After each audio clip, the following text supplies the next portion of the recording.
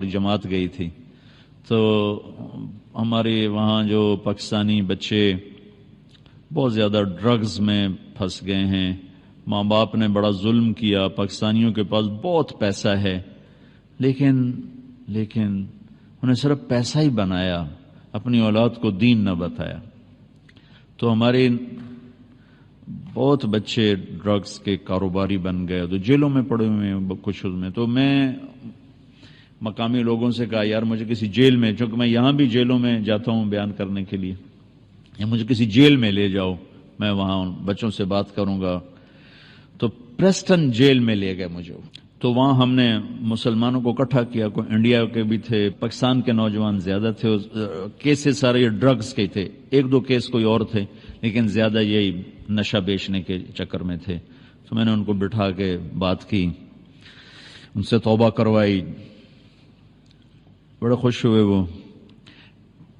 پھر انہوں نے کہا جی ہم آپ کو جیل کا وزٹ کرواتے ہیں. میں نے کہا دکھاؤ بھائی، پاکستان کی جیلیں بھی دیکھی ہیں، وہاں کا نظام بھی دیکھا ہے. میں جب یہاں جاتا ہوں جیل میں، تو وہ جو سمنا جیل ہوتا ہے اس کے لیے پورا وہ گارڈ آف آنر ہوتا ہے، سپاہی ہوشیار باش. ان کا سمنا جیل آیا اکیلا، کوئی آدمی ساتھ ہی نہیں. اتنی طاقتور حکومت کو سمنا جیل اکیلا آ کے ہمیں آ کے ملا اور ہمیں دعوت دی کہ آپ آج ہمارا تھوڑی مصروفیت ہے، آپ دوبارہ تشریف لائیں اور ہمارا جیل وزٹ کریں. وہ چلا گیا تو مجھے بتایا گیا کہ یہ تو سمنا جیل صاحب. تو میں کہا ابھی ساڈا ہمدا تھڑ تھلی مچ جاندی، یہ کون ہے؟ آگے لگ ٹپ بھی گیا تو پتہ ہی نہیں لگا کس دن.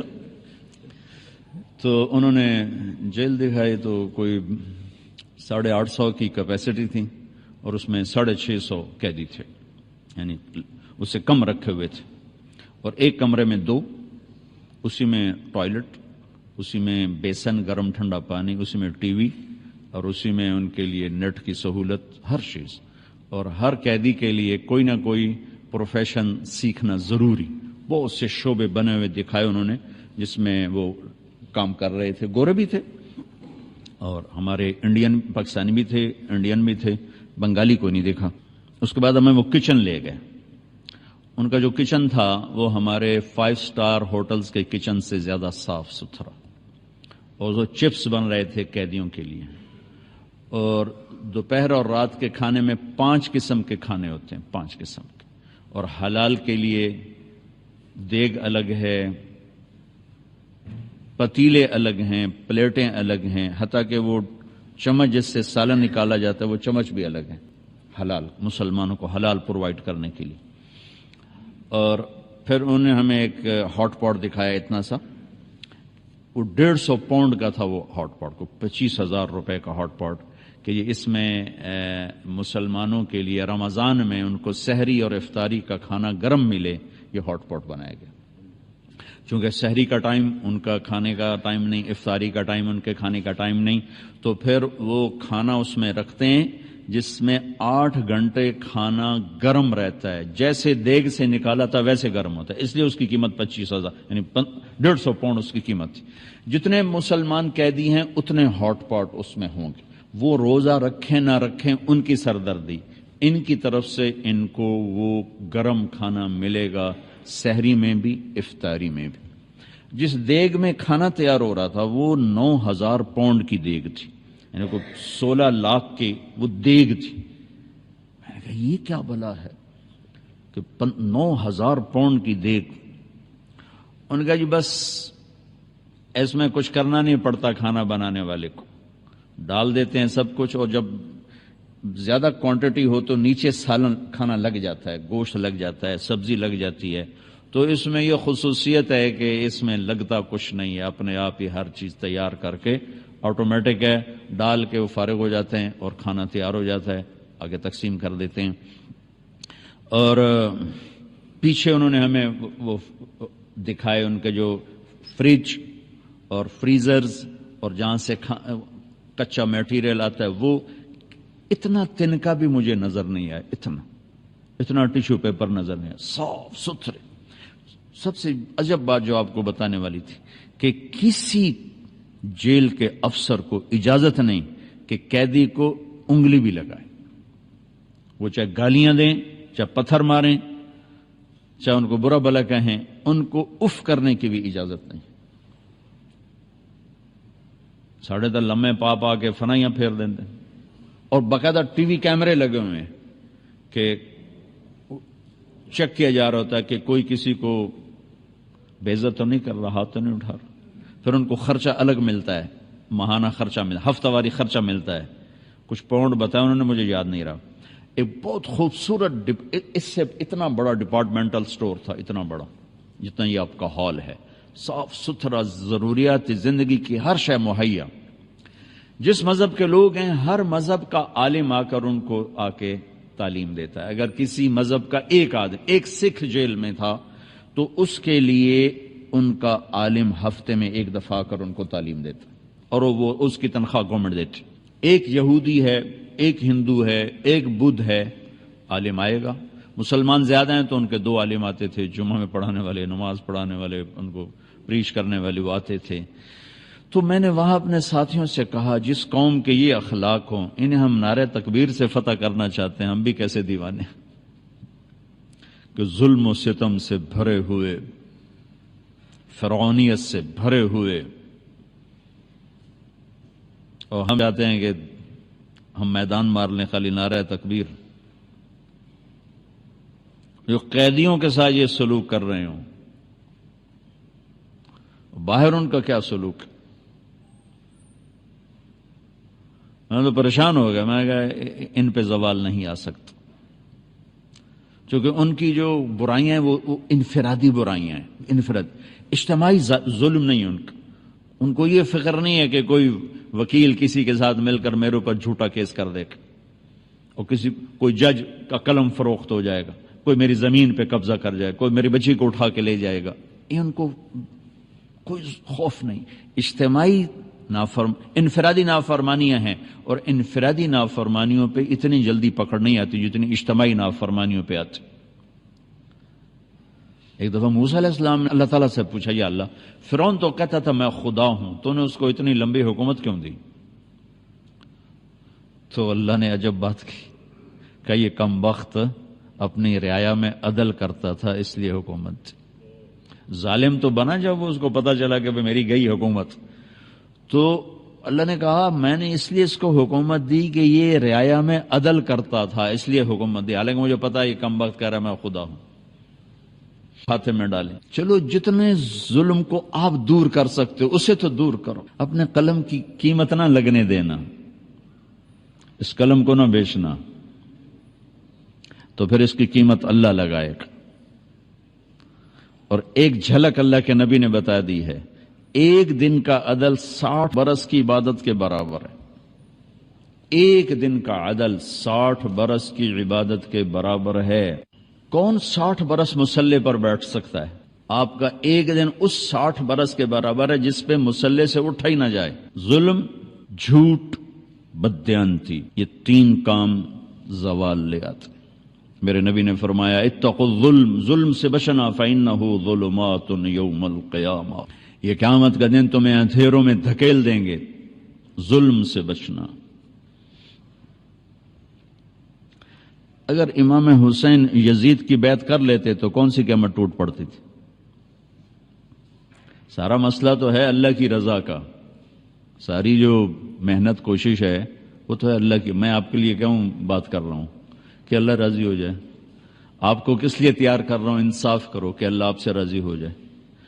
اور اگر کسی کو پتہ چل جائے کہ اللہ مجھ سے راضی ہو چکا ہے تو وہ تو اب کانوں میں تیل ڈال کے سوئے۔ اور یہ وہ شہزادے ہیں جنہوں نے ابھی عمل کی دنیا میں قدم ہی نہیں رکھا، ماں کا دودھ پی رہے ہیں، ماں کا دودھ ابھی چھوٹا نہیں ہے، اور اللہ کے نبی یہ خوشخبری سناتے ہیں حسن اور حسین جنت کے نوجوانوں کے سردار ہیں۔ صرف جنت ہی نہیں ہیں، سردار ہیں جن کے نام اللہ نے تجویز کیے ہوں۔ حسن پیدا ہوئے تو آپ نے پوچھا علی سے کیا نام رکھا ہے؟ کہا جی حرب۔ حرب کہتے ہیں جنگجو کو، وہ دلیر بہادر تھے، انہوں نے اپنے ذوق کا نام رکھا۔ آپ نے کہا نہیں، اس کا نام ہے حسن۔ پھر حسین پیدا ہوئے تو آپ نے فرمایا کیا نام رکھا ہے؟ کہا جی حرب، وہی نام دوبارہ۔ کہا نہیں، اس کا نام ہے حسین۔ پھر فرمایا کہ جب سے آدم کی نسل چلی ہے یہ 2 نام اللہ نے میرے بچوں کے لیے سنبھال کے رکھے ہوئے تھے، یہ نام اللہ نے تجویز کیے ہیں۔ جن کے نام اللہ تجویز کرے اور جن کو دودھ پیتے جنت کی سرداری کی بشارت ملے اور نبی کی گود جن کا بستر بنے، نبی کی کمر جن کی سواری بنے، گھر میں تشریف لاتے اور ایسے ہاتھ پاؤں ٹیک دیتے، ہاتھ اور گھٹنے زمین پر ٹیک دیتے اور کہتے آؤ بچوں میری کمر پہ چڑھ جاؤ، دونوں کو اپنی کمر پہ بٹھا لیتے اور پورے کمرے میں چکر لگاتے ایسے ایسے، پورے کمرے میں ایسے ایسے، اور پھر یوں منہ کر کے کہتے کیف مطیتکما، تمہارا اونٹ کیسا ہے بھائی، تمہارا اونٹ کیسا ہے بھائی۔ کائنات میں جنہیں اتنی عظیم سواری ملی ہو، ایک دن آپ ایسے ہی کھیل رہے تھے بچوں کے ساتھ اور ان کو کمر پہ بٹھایا ہوا تھا تو اوپر سے حضرت جابر آ گئے، تو وہ کہنے لگے ارے اتنی بڑی سواری، اتنی بڑی سواری، تو اس پر آپ نے فرمایا تو سوار بھی تو دیکھو کتنے بڑے ہیں، سوار بھی تو بہت بڑے ہیں، اتنی بڑی سواری کا، آپ نے کہا اتنے بڑے سوار، تو یہ معاملہ تو حل ہو چکا ہے کہ اللہ راضی ہو چکا ہے۔ یہ مسئلہ یہ ایک چھپا ہوا راز ہے، عمر گزر گئی تبلیغ میں، لیکن اللہ کی قسم پتہ نہیں ہے اللہ راضی ہے کہ ناراض ہے، اور یہ پتہ نہیں ہے کہ جو کچھ آج تک ہوا ہے اللہ کے فضل سے ہوا ہے یہ اللہ کی ناراضگی کا سبب ہے یا اس کی رضا کا سبب ہے۔ یہ جب آنکھ بند ہوگی اس راز سے پردہ اس وقت اٹھے گا کہ کیا وہ راضی ہے یا ناراض ہے۔ سارے اللہ کے بندے ڈرتے ڈرتے دنیا سے چلے گئے، لیکن یہ وہ لوگ ہیں جن کے اس راز سے پردہ اٹھایا جا چکا ہے اور ان کو بتایا جا چکا ہے جنت تمہارے لیے اور سرداری بھی تمہارے لیے ہے۔ تو یہ اگر ایک ظالم جان بچانے کے لیے تو کلمہ کفر بھی جائز ہے، تو ظالم کی بیعت کرنا کفر تو کوئی نہیں ہے، اب کفر نہیں ہے تو جان بچانے کے لیے اتنا تو کر سکتے تھے، اور اب صرف اپنی جان تھوڑی تھی، پیچھے سارا خاندان تھا، چھوٹے چھوٹے معصوم بچے تھے۔ اللہ اکبر، جس قوم کے پاس کربلاؤں کی تاریخ ہو وہ قوم خود ظلم کے خریدار بن جائیں تو زمین آسمان کانپے نہ تو اور کیا ہو۔ اس لیے تو یہ قصے تاریخ میں اللہ نے زندہ رکھے کہ کوئی قیامت کے دن کہہ نہ سکے جس ہن تک پتہ کوئی نہ ہی ساڑھے تا جی علم اچھی گل کوئی نہیں ہے کہ بدبخت یہ تاریخ ہے تیری، سورج بھی ڈوبتا ہے یہ نہیں ڈوبے، چاند گھٹتا اور بڑھتا ہے، ان کی بلندیاں نہ گھٹی نہ بڑھی، اتنی بڑھ گئیں کہ آگے بڑھنے کی چیز ہی کوئی نہیں رہ گئی تھی، تو اس کے بعد تم کیا کہتے ہو کہ جی سانتا جی پتہ کوئی نہ ہی، میرے تا جی چھوٹے چھوٹے بچے ہیں روٹی کی تو کھواوا، تو میرے نبی کے بچے تو گردنیں کٹوا کے نیزوں پہ چڑھ گئے تھے، تمہاری اولاد اس سے زیادہ پاکیزہ تھی۔ میرے بچے کا ہاتھ ٹوٹا، چھوٹا سا تھا، دیوار سے گر گیا، وہ چیخ رہا تھا، مجھے اس کا رونا دیکھا نہ گیا، میں باہر چلا گیا، بیٹھ نہیں سکا، اور جو اپنے بچوں کو ذبح ہوتا دیکھ رہا ہو کیا جگر ہے۔ پھر اس قوم کا وکیل پیسوں پہ ایمان بیچ دے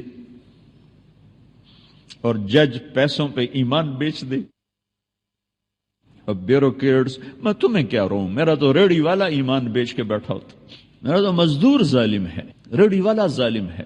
ہمارے زوال کا سبب سیاست نہیں، نہ سیاستدان ہیں نہ پارٹی ہیں، ظلم، جھوٹ، بددیانتی، یہ تین بڑے سبب ہیں۔ تو جتنا آپ عدل دے سکتے ہو میرے بھائیو اتنا تو دو، اتنا تو دو۔ یہاں تو جان تک کے سودے کر دیے کہ نہیں، یہ نہیں ہو سکتا کہ ظالم کی تائید میں میرا ہاتھ بلند ہو، یہ نہیں ہو سکتا، کاٹ دو، لیکن ظلم کی تائید نہیں ہو سکتی۔ لیکن ہمیں سارا دن رواجی، محرم آتا ہے 10 دن کے رو پیٹ کے بعد جنت واجب ہو گئی، جنت اتنی سستی ہے کہ خالی رونے سے جنت مل جاتی۔ ربیع الاول آیا، 12 دن ہم نے خوب جل سے جلوس کیا اور پھر کیا میرا نبی صرف 12 دن یاد کرنے کے لیے؟ ہر پل ہر سانس جسے یاد کرنا فرض عین ہو، صرف 12 دن کے رسم و رواج سے میرے رب نے محبوب بنایا ہو، حبیب بنایا ہو۔ لاڈ سے کبھی محمد، کبھی احمد، کبھی ماہی، کبھی حاشر، کبھی عاقب، کبھی فاتح، کبھی خاتم، کبھی ابو القاسم، کبھی طہ، کبھی یاسین، کبھی شاہد، کبھی مبشر، کبھی نذیر، کبھی داعی اللہ، کبھی سراج منیر، کبھی عزت سے بولا یا ایھا النبی، کبھی احترام سے بولا یا ایھا الرسول، کبھی محبت سے بولا یا ایھا المزمل، کبھی لاڈ سے بولا یا ایھا المدثر۔ یہ 4 لفظوں میں کیا میرے رب نے دکھا دیا، یا ایھا النبی۔ آدم علیہ السلام سے بات کی، یا آدم، نام لیا۔ نوح علیہ السلام سے بات کی، یا نوح، اے نوح۔ ابراہیم علیہ السلام سے بولے، یا ابراہیم۔ موسیٰ علیہ السلام سے بولے، یا موسیٰ۔ داؤد علیہ السلام سے بولے، یا داود۔ زکریا سے بولے، یا زکریا۔ یحییٰ سے بات کی، یا یحییٰ۔ عیسیٰ سے بات کی، یا عیسیٰ ابن مریم۔ 8 نبیوں سے بات کی ہے، نام لے کر کیا ہے۔ یا آدم اسکن انت وزوجک الجنہ، یا نوح اہبط بسلام منا، یا ابراہیم قد صدقت الرؤیا ما تلک بیمینک یا موسیٰ، یا داود انا جعلناک خلیفہ، یا زکریا انا نبشرک بغلام، یا یحییٰ خذ الکتاب بقوہ، یا عیسیٰ ابن مریم انت قلت للناس۔ 8 نبیوں سے بات کی، نام لیا ہے۔ اپنے نبی سے بات کی، یا محمد نہیں، یا احمد نہیں، یا ایھا النبی، عزت۔ پھر اس سے اوپر کا لیول، ساتھ پروٹوکول شامل کیا، یا ایھا الرسول۔ پھر نے کہا، یا اللہ، ابراہیم آپ کے خلیل تھے، موسیٰ کلیم تھے، داؤد کے لیے لوح نرم، سلیمان کے لیے ہوا تابع، اور عیسیٰ کے لیے مردے زندہ، تو میرے لیے کیا ہے؟ اللہ نے کہا، تیرے لیے اولیس قد آتیتک افضل من ذلک کلہ، میں نے آپ کو وہ دیا ہے جو کسی کو نہیں دیا۔ وہ کیا ہے؟ کہ اللہ ذکرت الا ذکرت معی، قیامت تک آپ کا اور میرا نام اکٹھا رہے گا، جدا نہیں ہو سکتا، جدا نہیں ہو سکتا۔ اور تھوڑا سا قرآن سے دیکھیں، براءۃ من اللہ ورسولہ، اذان من اللہ ورسولہ، فأذنوا بحرب من اللہ ورسولہ، من یعص اللہ ورسولہ، من یحادد اللہ ورسولہ، من یشاقق اللہ ورسولہ، تؤمنون باللہ ورسولہ، آمنوا باللہ ورسولہ، سیؤتینا اللہ من فضلہ ورسولہ، واللہ ورسولہ احق ان یرضوہ، لا تخونوا اللہ والرسول۔ اللہ اور رسول، اللہ اور رسول، اللہ اور رسول کا میرے حبیب آپ کا اور میرا نام اکٹھا ہو گیا ہے، جدا نہیں ہو سکتا قیامت تک۔ نیم پلیٹ اتر جاتی نا، اب شمیم صاحب ایک جگہ جا جائیں تو جب یہ جائیں گے تو کوئی اور آ جائے گا، آج کل رضوی صاحب یہاں یہ چلے جائیں کوئی اور نیم پلیٹ لگ جائے گی، لیکن میرے اللہ نے کہا تیرا نام جو آیا ہے نا یہ اترنے کے لیے نہیں آیا، زمین آسمان تو اتر جائیں گے لیکن تیرا نام میرے نام کے ساتھ ہی رہے گا، یہ نہیں اتر سکتا۔ پھر اللہ تعالیٰ نے اور بڑا خوبصورت انداز اختیار کیا، لفظ اللہ میں کوئی حرف نقطے والا کوئی نہیں، سارے بغیر نقطے کے حرف ہیں، اس لیے کہ نقطے والا حرف کمزور ہوتا ہے اور بغیر نقطے والا حرف طاقتور ہوتا ہے، بغیر نقطے والے حرف میں قوت زیادہ ہے اور نقطے والے حرف اس کے مقابلے میں کمزور ہے۔ تو اللہ نے اپنے نام کے لیے حرف استعمال کیے بغیر نقطے والے اللہ، اور اپنے نبی کے لیے نام جب پسند کیا تو وہ حرف لے کر آیا جس میں نقطہ کوئی نہیں، محمد، اور دوسرا جب نام لے کر آیا تو وہ لے کر آیا جس میں نقطہ کوئی نہیں، احمد۔ پھر برابری کی ترازو تول کے عدل کیا، اللہ 4 حرف ہیں، محمد 4 حرف ہیں، اللہ 4 حرف ہیں، احمد 4 حرف ہیں، اللہ میں 4، محمد میں 4، احمد میں 4۔ پھر لا الہ الا اللہ 12 حرف ہیں، محمد الرسول اللہ 12 حرف ہیں، لا الہ الا اللہ میں 12 حرف ہیں، محمد الرسول اللہ میں 12 حرف ہیں، اللہ 4 حرف، محمد 4 حرف، احمد 4 حرف۔ جہاں اللہ اتنی عزتیں دے رہا ہو، ہم نے ضرب ربیع الاول رکھا ہوا ہے، باقی سارا سال یاد نہیں کرنا، محرم رکھا ہوا ہے، باقی سارا سال یاد نہیں کرنا۔ تو بھائیو میں کیا عرض کروں، دکھڑے ہیں، تقریر میں نے کیا کرنی، دکھ ہیں، دکھ شیئر کیا ہے آپ کے ساتھ، عدل کو ساتھی بناؤ۔ یہ قلم کائنات کی حسین ترین نعمت ہے اگر اس سے عدل نکلتا ہو، اور یہ سائنائڈ زہر سے بھی زہریلا اگر اس سے ظلم نکلتا ہو۔ اگر یہ قابل فروخت ہے تو اس سے خوفناک چیز کوئی نہیں آپ کے لیے، آپ کے معاشرے کے لیے، اور اگر اس کو کوئی خرید نہ سکے تو یہ راتوں کی تہجد اور دن کے روزے، گرمی کے طواف، سرد راتوں کا جاگنا، اس سے اس قلم کے ایک لفظ کی قیمت زیادہ ہے۔ میرے رب کی بارگاہ میں سجدہ کرنے والوں کی کمی کوئی نہیں ہے، آسمان بھرا پڑا ہے۔ رکوع کرنے والوں کی کمی کوئی نہیں ہے، آسمان بھرا پڑا ہے۔ عدل والوں کی کمی ہے، ظلم کا بھرا دیس ہے۔ میں آپ کی منت کرتا ہوں، اگرچہ اس قانون میں عدل کہاں سے آئے گا؟ ایک شخص نے عرض کی، یا رسول اللہ میں چاہتا ہوں سب سے بہترین انسان بن جاؤں، تو آپ نے کہا لوگوں کو نفع پہنچایا کر، سب سے بہترین انسان بن جائے گا۔ یہ نہیں کہا رات کو تہجد پڑھ، اتنے نفل پڑھ، دن کو روزے رکھ، اور اتنا قرآن پڑھ، اتنی تسبیح پڑھ، کہا لوگوں کو نفع پہنچا، سب سے بہترین بن جائے گا۔ اور جو نفع آپ پہنچا سکتے ہو تو کوئی بھی نہیں پہنچا سکتا۔ جو نفع آپ سے مل سکتا ہے۔ عمر بن عبدالعزیز نے انصاف کیا، عبد الملک، ولید، سلیمان نے ظلم کیا، اسی تخت پہ بیٹھے اب عمر بن عبدالعزیز انصاف کیا۔ ایک اور بات یاد ہے، اچھوں سے برے، بروں سے اچھے۔ یزید ایک ظلم کی داستان ہے۔ 3 بر اعظم پہ حکومت، 39 سال کی عمر میں مر گیا کہ 42 سال کی عمر۔ اس کا بیٹا معاویہ بن یزید رحمت اللہ علیہ 3 بر اعظم کی حکومت ملی 22 سال کی عمر میں۔ 22 سال کی عمر تو پاگل پن کی عمر، اور یہ جج کی کرسی نہیں ہے جو 30 سال کے بعد ریٹائرمنٹ ہے، یہ تو موت تک کی ہے، اور کوئی مقابلے میں کوئی نہیں۔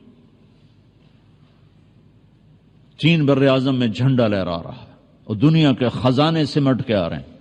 40 دن حکومت کی، 40 دن، اور سارے خاندان بنو امیہ کو اکٹھا کر لیا اور خطبہ دیا اور کہا کہ میرا باپ جبار تھا، ظالم تھا، اس نے اہل البیت کا خون بہایا، اور میں اس تخت پہ لعنت بھیجتا ہوں جس کے نیچے حسین کا خون ہو۔ یہ تمہاری حکومت پڑی ہے، جس کو چاہے دے دو۔ حکومت چھوڑ دی، 3 بر اعظم کی حکومت کو لات مار دے، مجھے نہیں چاہیے، دے دو۔ اس کے بعد مروان کو اور اس کی نسل کو حکومت ملی۔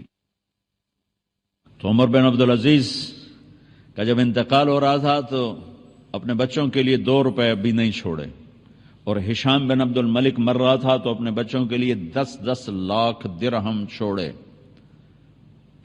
ان کو تانا ملا، عمر بچوں کے لیے کیا چھوڑا ہے؟ کچھ نہیں۔ کیا کریں گے تیرے بعد؟ فرمایا حرام کھلایا نہیں، حلال تھا نہیں۔ کیا خوبصورت بات، کہ حرام کھلایا نہیں، حلال تھا نہیں۔ کہ میرے بچے نیک ہوں گے تو اللہ سنبھال لے گا، برے ہوں گے تو مجھے ان کی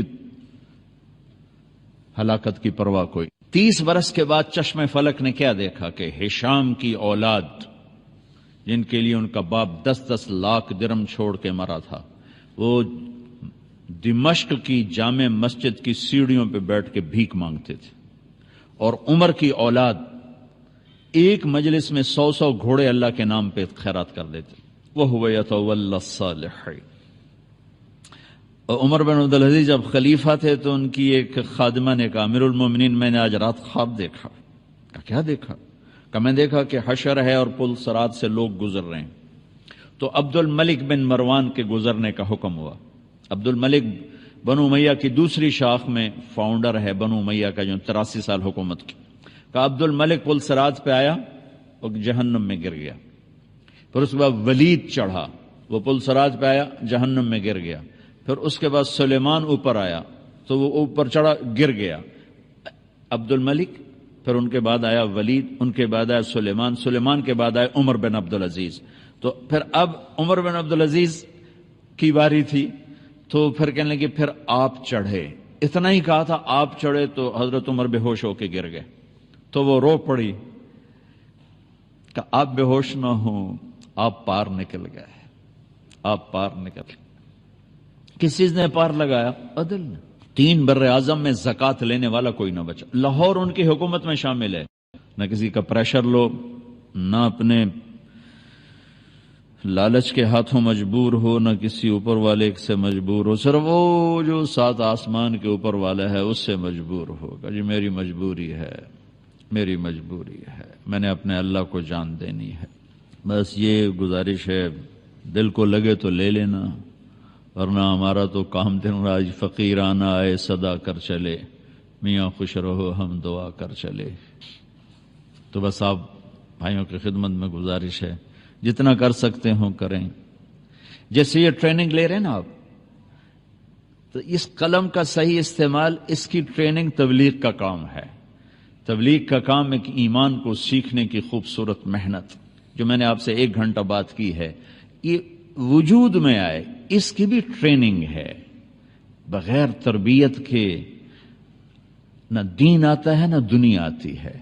تو اس وقت تبلیغ کا کام پوری دنیا میں انتہائی خوبصورت محنت ہے، اور ہمارے ملک میں لاکھوں کروڑوں برائیاں ہیں، لیکن ایک ایسا چمکتا سورج ہے۔ میں 6 بر اعظم کئی دفعہ پھرا ہوں۔ یہ حسن جو اللہ نے ہمیں یہ تبلیغ کے کام کا دیا ہے، پوری دنیا میں کہیں نظر نہیں آتا ہے، لیکن ایسا کہ یہاں سے پیغام جا رہا ہے اور لوگوں کو ہدایت مل رہی، اور آخری کناروں تک جا رہا ہے اور لوگوں کو ہدایت مل رہی۔